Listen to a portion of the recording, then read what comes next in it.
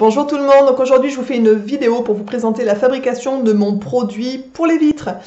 Donc c'est une fabrication qui est toute simple, il ne faut pas avoir 50 000 produits pour le réaliser. Vous allez voir, c'est très simple, tout le monde peut le faire à la maison, ça prend 2 secondes vraiment et c'est hyper économique, hyper efficace. Donc je vous donne ma petite recette. Voilà, donc tout simplement j'ai conservé un ancien spray que j'avais acheté déjà pour les vitres qui était vide, je l'ai conservé pour faire le mien.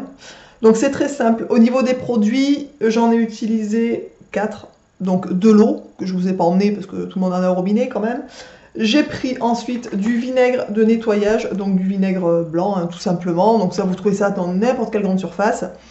Ça coûte rien, enfin je me souviens plus du prix mais je crois que c'était même pas 2 €, ça coûte vraiment pas cher.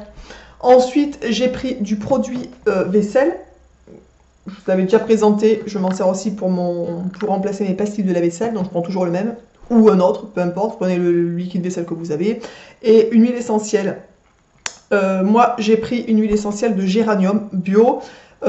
Pourquoi le géranium? Juste parce que j'adore l'odeur, tout simplement. Après, vous pouvez prendre du citron qui est désinfectant, vous pouvez prendre d'autres huiles essentielles, comme vous, voilà, comme vous le souhaitez. Même sans huiles essentielles, ça fonctionne très bien. Je veux dire, après, vous n'êtes pas obligé. Si vous n'en avez pas, vous n'en mettez pas. Mais moi, j'aime bien, c'est parfumé, ça sent super bon. Et j'adore le géranium au niveau de l'odeur.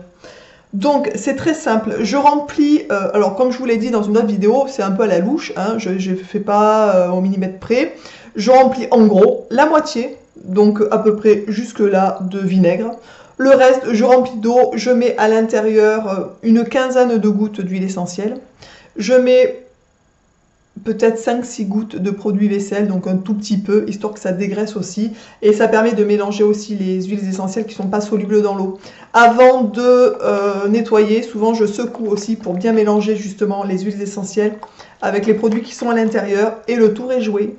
C'est vraiment aussi rapide de le faire que de le dire en fait, que vous donnez la recette. Vous en avez pour même pas 5 minutes. Bien sûr, il faut un petit entonnoir, c'est plus simple hein, pour vider à l'intérieur. Et voilà, le produit est fait, je viens juste de le refaire.